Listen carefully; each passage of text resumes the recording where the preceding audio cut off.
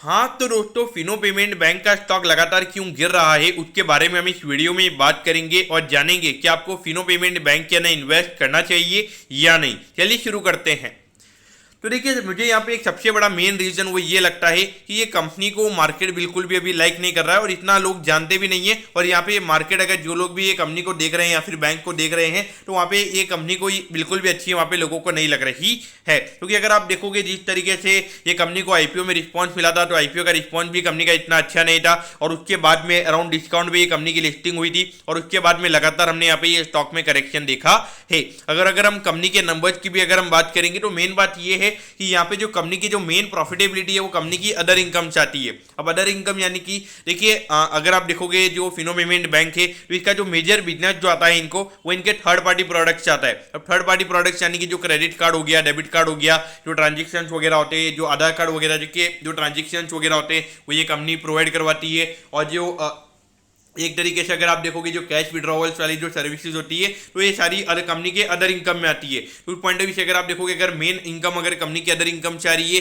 तो वो उसे मार्केट काफी ज्यादा फैक्टर ही नहीं करता। क्योंकि यहाँ पे अगर हम कंपनी के अगर हम पीएनएल स्टेटमेंट की अगर हम बात करेंगे, तो सिर्फ 15 से 20 करोड़ का रेवेन्यू आपको पर क्वार्टर का नजर आएगा। लेकिन एट दी एंड अगर हम प्रॉफिटेबिलिटी की बात करेंगे, तो 10 करोड़ का प्रॉफिट हमें कंपनी का नजर आएगा। तो देखिए, हाँ, यहाँ पे थोड़ी चीजें अगर हम अकाउंटिंग वाइज अगर हम देखेंगे तो वो अलग है। लेकिन देखिए, अगर आप पेटीएम की अगर आप बात करोगे, ये या फिर ये जितने भी इस टाइप के बिजनेस के थे, तो वहां पे अदर इनकम भी वो फैक्टर आने वाला है। क्योंकि अगर आप देखोगे जिस तरीके से ये इंश्योरेंस पॉलिसी वगैरह ये कंपनी वगैरह सेल करती है, तो वहां पे जो कमीशन बेसिस पे वो चीजें रहती है, तो वो चीजें मेरे ख्याल से मुझे लगता है कि वो चीजें अदर इनकम में ही आएगी। तो आने वाले टाइम पे मुझे लगता है कि यहाँ पे प्रॉफिटेबिलिटी पॉइंट ऑफ व्यू से जिस तरीके से रूरल एरियाज के अंदर ये कंपनी काम कर रही है, वो चीज़ें यहाँ पे अच्छी नजर आती है। लेकिन अभी करंटली अगर हम मार्केट की अगर हम बात करेंगे, तो मार्केट इस कंपनी के ऊपर बिल्कुल भी पॉजिटिव हमें नजर नहीं आता है। और वही एक रीजन है जिसकी वजह से ये स्टॉक लगातार करेक्ट हो रहा है। तो देखिए, अगर आपके स्टॉक की डिमांड ही नहीं है, अगर आपके स्टॉक को कोई खरीदना ही नहीं चाहता है, तो वो स्टॉक प्राइस कैसे बढ़ेगी? और उसी की वजह से ये स्टॉक गिरता हुआ नजर आ रहा है। लेकिन अगर हम फंडामेंटल पॉइंट ऑफ व्यू से अगर हम बात करेंगे, तो चीजें यहाँ पे अच्छी हो रही है।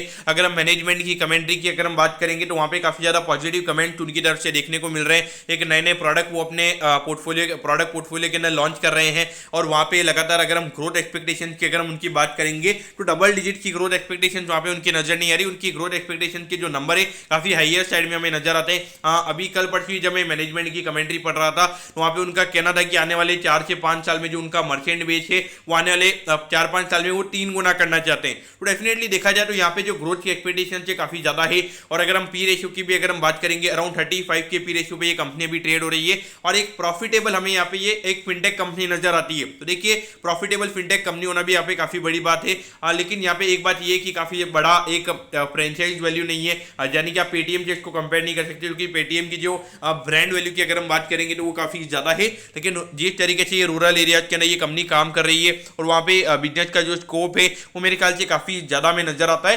तो उस पॉइंट ऑफ व्यू से डेफिनेटली देखा जाए तो अभी करंटली अगर आप देखोगे, यानी कि अगर ट्रेडिंग पॉइंट ऑफ व्यू से अगर आप देखोगे 5 से 6 महीने के पर्सपेक्टिव से देखोगे, तो डेफिनेटली मेरे ख्याल से ये स्टॉक में आपने इन्वेस्ट नहीं करना चाहिए। और देखिए, लगातार ये स्टॉक नए लोज बना रहा है। तो अगर आपने अगर इस कंपनी में इन्वेस्ट भी किया हुआ है, तो मेरे ख्याल से अभी अवॉइड करना चाहिए। क्योंकि देखिए, एक्चुअली में क्या होता है कि अगर आप देखोगे अभी आईएक्स की अगर हम बात करेंगे, तो वहां पे पहले कंपनी के फंडामेंटल्स काफी अच्छे नजर आ रहे थे। लेकिन अभी अगर आप देखोगे 50% से भी ज्यादा अपने ऑल टाइम हाई से वो स्टॉक गिर चुका है। और वहां पे अभी फंडामेंटल्स थोड़े हमें चेंज होते हुए कंपनी के नजर आ रहे हैं। तो देखिए, वैसी चीजें यहाँ पे कंपनी में भी हो सकती है। तो उस पॉइंट ऑफ व्यू से मेरे ख्याल से मेरा यही आपके लिए यही सजेशन रहेगा कि अगर आपने इसमें इन्वेस्ट किया हुआ है, तो बने रहिए। लेकिन अब आपने यहाँ पे और ये स्टॉक बिल्कुल भी नहीं खरीदना चाहिए। अब इसके पीछे का रीजन ये है, क्योंकि देखिए, अगर स्टॉक लगातार अगर 50-60% अगर ये स्टॉक गिर जाता है, और वहां पर अगर कंपनी प्रॉफिटेबल है, तो वहां पे कुछ चीजें ऐसी चल रही है जो हमें विजिबल नहीं है। तो उस पॉइंट ऑफ व्यू से मेरे ख्याल से डेफिनेटली अगर आपने इन्वेस्ट किया हुआ है, बने रहिए। और जो लोग इन्वेस्ट करना चाहते हैं, मेरे ख्याल से अभी इग्नोर करना चाहिए। कंपनी के आने वाले टाइम पे नंबर्स वगैरह कैसे आते हैं, उसके हिसाब से आपने यहाँ पे देखना चाहिए। ताकि मेरे ख्याल से देखिए, लगातार अगर नए लोज वगैरह अगर बनते हैं, तो वहां पे डेफिनेटली कुछ ना कुछ क्वेश्चन रहता है। हमने बहुत सारे स्टॉक में ये देखा है। उस पॉइंट ऑफ व्यू से डेफिनेटली आपने ये चीजें माइंड में रखनी चाहिए। तो दोस्तों, मैं होप करता हूँ कि फिनो पेमेंट बैंक का स्टॉक लगातार क्यों गिर रहा है, यह आपको अच्छे समझ में आ गया होगा। और फंडामेंटल पॉइंट ऑफ व्यू से मुझे चीजें यहाँ पे अच्छी नजर आती है। लेकिन मेरे ख्याल से जो स्टॉक लगातार गिर रहा है, तो वहां पे आपने थोड़ा कॉशियस रहना चाहिए। ओके दोस्तों, thank you, have a nice day.